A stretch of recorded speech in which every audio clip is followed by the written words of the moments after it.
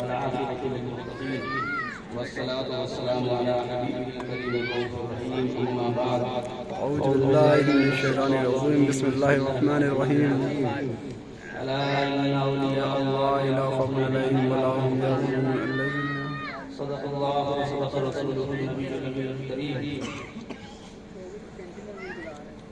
آج کے اس مقدس اجلاس میں شرکت کی سعادت حاصل کرنے والے تمام علماء اسلام، شورائے احترام، اہل سنت والجماعت، السلام علیکم ورحمۃ اللہ وبرکاتہ.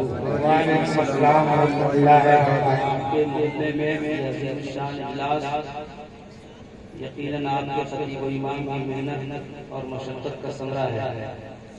ہم دعا گو ہیں اللہ کی بارگاہ میں سرکار خاصیت مآب رضی اللہ تعالیٰ عنہ کے سب سے گزار آپ سب کی شرکت اللہ اپنی بارگاہ میں قبول و مقبول فرمائے. آمین.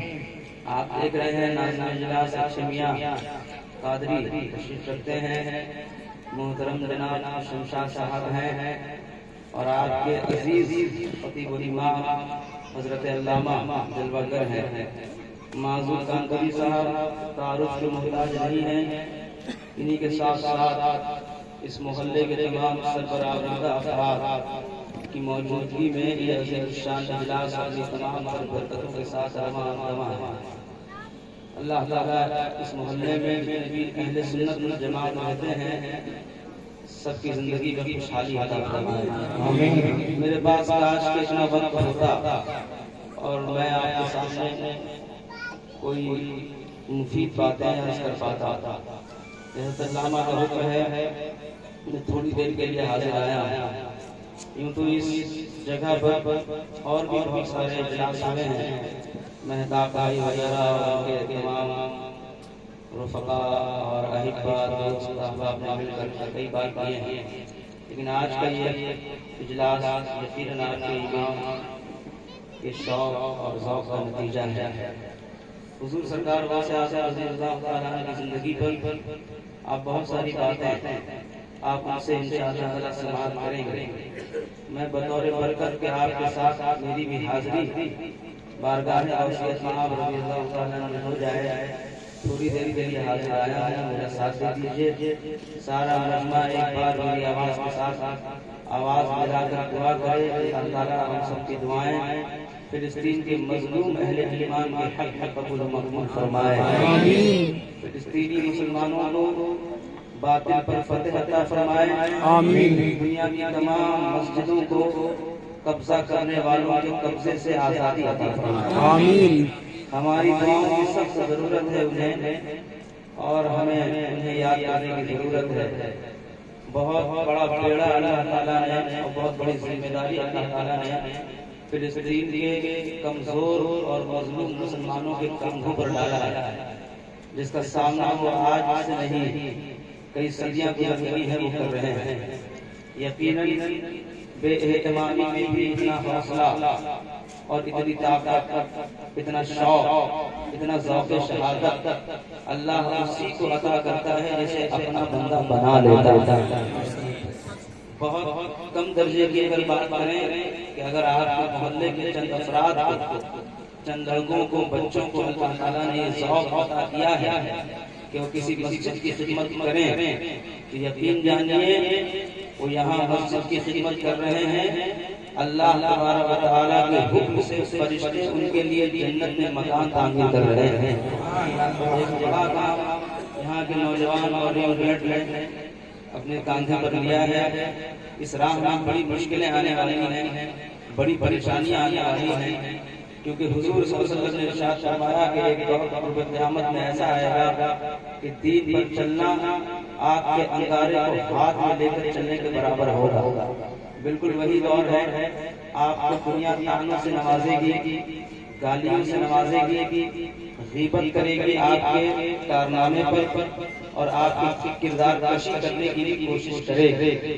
یہ سب کچھ کرے گی، لیکن آپ سے کہنا چاہوں گا حوصلہ جب بھی آپ کا پست ہونے لگ جائے اور پھر آپ چاہیں کہ حوصلہ پھر سے بڑھ جائے تو غوث اعظم کی مجلس سجا لینا. اللہ حوصلہ سے فرمائے. سبحان اللہ سبحان اللہ. سرکار غوث اعظم حوصلے کا نام ہے. ایسے دور میں بغداد جانا، بغداد کے بگڑے ہوئے ماحول کو پھر سے آپ کو سدھارنا، صحیح کرنا، اس کی اصلاح کرنا، یہ کسی غوث ہی کے بس کی بات ہے۔ ہم اور آپ لاکھوں کی جماعت ہو جانے کے باوجود بھی محلے کی ایک چھوٹی سی برائی بھی سمجھ نہیں کر پا رہے ہیں۔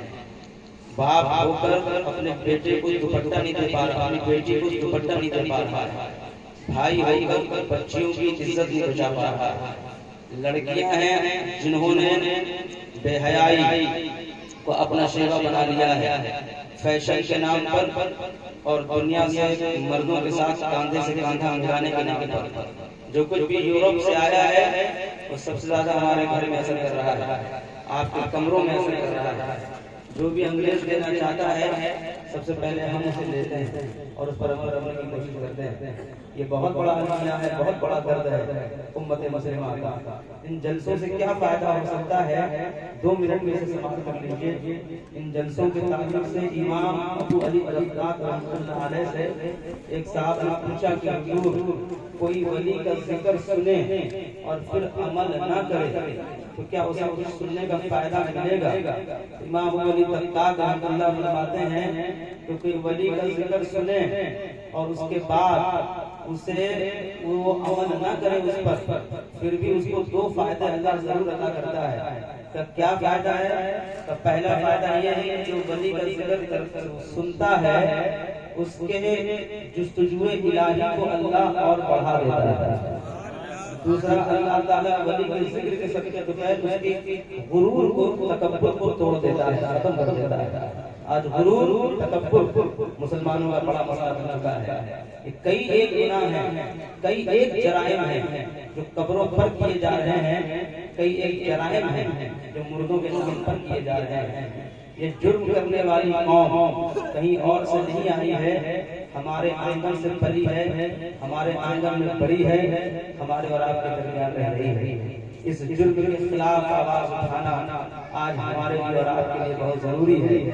گناہوں کے خلاف آواز اٹھانا، شراب کے خلاف آواز اٹھانا، سٹے بازی کے خلاف آواز اٹھانا، غیبت خوری کے خلاف آواز اٹھانا، آپس میں ایک دوسرے کی برائی کے خلاف آواز اٹھانا، نفرت کے خلاف آواز اٹھانا، بیجا قبضے کے خلاف آواز اٹھانا، بیجا وصولی کے نام آواز خلاف اٹھانا، یہ وہی کر سکتا ہے جس پر غوث اعظم کا کرم ہو۔ اور اگر آپ سب تیار ہیں اس چھوٹی سی گفتگو کو سننے کے لیے، سارا مجمع میری آواز کے ساتھ آواز ملائے، دعا کرے اللہ تعالیٰ اس مسجد کو دن دگنی رات چوگنی ترقی عطا فرمائے۔ اس مسجد سے انشاءاللہ تعالیٰ بڑے کام ہونے والے ہیں۔ آپ کے بچوں کے مستقبل کے تعلق سے اس مسجد سے بڑے کام ہونے والے ہیں اگر آپ اسی طرح چلتے رہے، محنت کرتے رہے، مشقت کرتے رہے۔ سرکار غوث اعظم رضی اللہ تعالی عنہ نے بڑی دور دراز کا سفر کیا تھا بغداد کے بارے میں جاننے کے بعد کہ بغداد تباہ ہو رہا ہے، بغداد برباد ہو رہا ہے، بغداد کا اخلاق مٹ گیا ہے، بغداد کی عورتوں نے دوپٹے اٹھا کر پھینک دیے ہیں، بغداد کے ہر چوراہے پر ناچ گانے کی مجلسیں لگتی ہیں، بغداد کی ہر گلیوں میں گالی بکنے والے مرد اور گالی بکنے والی عورتیں پائی جاتی ہیں۔ جب سے سرکار غوث اعظم رضی اللہ تعالی عنہ نے یہ جانا ہے، ایک دل میں تڑپ ہے، جانا ہے بغداد میں اصلاح کرنا ہے، اس بجھتے ہوئے چراغ کو پھر سے روشن کرنا ہے جس کے لیے اللہ نے مجھے بھیجا ہے۔ جانتے ہیں سرکار غوث اعظم نے اپنی والدہ سے کہا تھا، امی بغداد جانے دیجئے، علم حاصل کرنے جانا ہے، تعلیم حاصل کرنے جانا ہے، اسلام کی تبلیغ کرنے جانا ہے، اللہ کے لیے جانا ہے، رسول اللہ کے لیے جانا ہے، حق کے لیے جانا ہے، سچائی کے لیے جانا ہے۔ ماں 80 سال کی ہے، 60 سال میں تو آپ پیدا ہوئے تھے، 80 سال کی ماں جس کے شوہر کا انتقال ہو چکا ہے، بیوہ ہے، باپ بظاہر کوئی سہارا نہیں ہے، اپنے بیٹی کی گفتگو سن رہی ہے۔ سرکار غوث اعظم نے کہا تھا، امی جانے دیجئے، میں جاؤں گا بغداد، وہاں تبلیغ کروں گا، اسلام کی بات کروں گا، اللہ کا کام کروں گا۔ کس طرح کی مائیں تھیں، کس طرح کے بیٹے تھے، کاش کہ آج بھی ایسی ہی مائیں ہوتی، کاش کہ آج بھی ایسے ہی بیٹے ہوتے۔ آپ کو ایک بات بتانا چاہتا ہوں، ماؤں نے صلاح الدین ایوبی پیدا کرنا بند کر دیا ہے۔ ماؤں کی گود میں، آج کی ماؤں کی گود میں جو بچے پرورش پاتے ہیں، بڑے ہو کر سڑک چھاپ رومیو بنتے ہیں، بڑے ہو کر شرابی بنتے ہیں، سٹے باز بنتے ہیں، بدتمیز بنتے ہیں، بدماش بنتے ہیں، مرڈرر بنتے ہیں، قاتل بنتے ہیں۔ قصور آپ کی گود کا ہے، قصور آپ کی گود کی برکتوں کا ہے، قصور آپ کی پرورش کا ہے۔ وہ پہلے کی مائیں تھیں جن کی گود میں جب بچہ پرورش پاتا تھا، بڑا ہو کر غوث اعظم بنتا تھا، غزالی بنتا تھا۔ آج بہت بڑا المیہ ہے یہ ہمارے اور آپ کے ہاں، اس لیے شادیاں یہ مت دیکھ کر کیجئے کہ کون امیر ہے، کون کتنا گھورا ہے، یا کس کا قدر کتنا اچھا ہے۔ شادیاں یہ دیکھ کر کیجئے کہ دین کے کون کتنا قریب ہے، اسلام کے کون کتنا قریب ہے، تب جا کر آپ کا آنگن بابرکت ہوگا، تب جا کر آپ کا محلہ بابرکت ہوگا۔ سرکار غوث اعظم نے اپنی والدہ سے کہا تھا جانے دیجئے، ان کی والدہ نے کہا بیٹا جاؤ، میری فکر مت کرو، تم اسلام کے لیے جا رہے ہو، اللہ کے لیے جا رہے ہو۔ اللہ نے مجھے ایک بیٹا دیا ہے، اللہ مجھے 100 بیٹے دیتا، میں سارے بیٹوں کو اسلام کے نام پر قربان کر دیتی۔ یہ ایک ماں کہہ رہی ہے اس دور کی مسلمان ماں، ہیں آپ کی مائیں ایسی، ہیں آپ کی بہنیں ایسی؟ کون سا گھر ہے جہاں غیبت نہیں ہوتی؟ کون سا گھر ہے جہاں پر بدتمیزی نہیں ہوتی؟ کون سا آنگن ہے جہاں پر برائیاں نہیں ہوتی؟ کون سا ایسا محلہ ہے جہاں پر گالی بکنے والے مرد اور عورت نہیں پائے جاتے؟ آپ اپنے محلے میں ایک طائرانہ نظر ڈالیے گا، آپ کو بہت ایک نہیں کئی لوگ مل جائیں گے، لیکن اسی اصلاح کی ہم کوشش کر رہے ہیں، کیونکہ ہمارا عقیدہ ہے کہ جو غوث اعظم یہودی کو مومن بنا سکتے ہیں، وہی غوث اعظم گناہگار کو پرہیزگار بھی بنا سکتے ہیں۔ سرکار غوث اعظم ہے بغداد کے حالات بہت خراب ہیں، آپ کی بات کر رہا ہوں، بہت خراب ہیں۔ سرکار غوث اعظم رضی اللہ تعالیٰ عنہ پہنچے، روایتوں میں آتا ہے عمر بن خطاب نے شیخ عبد الحق محدث دہلوی نے سے روایت کرتی ہیں کہ سرکار غوث اعظم کو کسی نے آواز دی، ایک نحیف لاغر کمزور آدمی کھڑا ہوا تھا، عبد القادر کہاں جا رہے ہیں؟ السلام علیکم۔ آپ نے کہا وعلیکم السلام۔ اس نے کہا عبد القادر میں کمزور ہوں، مجھے سہارا دیجیے، میں بھوکا ہوں، مجھے کھانا کھلائیے، میں لاغر ہوں، مجھے سہارا دے کر خطا کر دیجیے، موت کے قریب ہوں، مجھے زندگی دے دیجیے۔ سرکار غوث اعظم رضی اللہ تعالیٰ عنہ سے اس کمزور نے یہ فریاد کی۔ غوث اعظم قریب گئے، ہاتھ پکڑا اور ہاتھ پکڑا کر اس کو کھڑا کر دیا۔ جب وہ کھڑا ہو گیا، غوث اعظم جانے لگے، اس نے کہا عبد القادر 2 منٹ کا وقت دے دیجیے۔ آپ کو اس نے کہا آپ جانتے ہیں میں کون ہوں؟ غوث اعظم نے کہا نہیں میں نہیں جانتا ہوں کون ہوں۔ کہا میں انسان نہیں ہوں، میں آپ کا دین اسلام ہوں۔ اللہ نے مجھے اسلام کی شکل میں یہاں بھیج دیا تھا، آپ کا اسلام بغداد میں بہت کمزور ہو گیا تھا، آج آپ نے اسے سہارا دے کر پھر سے طاقتور بنا دیا ہے۔ صاحب کا نام وہ دنیا کو غوث اعظم کہے گی، لیکن آپ کو ایک نام اور اللہ نے دیا ہے، وہ کیا؟ اب سے آپ محی الدین ہیں، دین کو زندہ ضرورت ہے اچھے لوگوں کا ساتھ دیجیے، اچھوں کے ساتھ بیٹھیے، اچھوں کی باتیں سیکھیے، غلط روش سے دور ہو جائیے، اپنے امام کا ادب کیجیے، ان کا سہارا بنیے، مسجد کی خدمت کیجیے، سنیت کا اور مسلک اعلیٰ حضرت کا بول بالا کرنے کی کوشش کیجیے۔ وما علینا الا البلاغ۔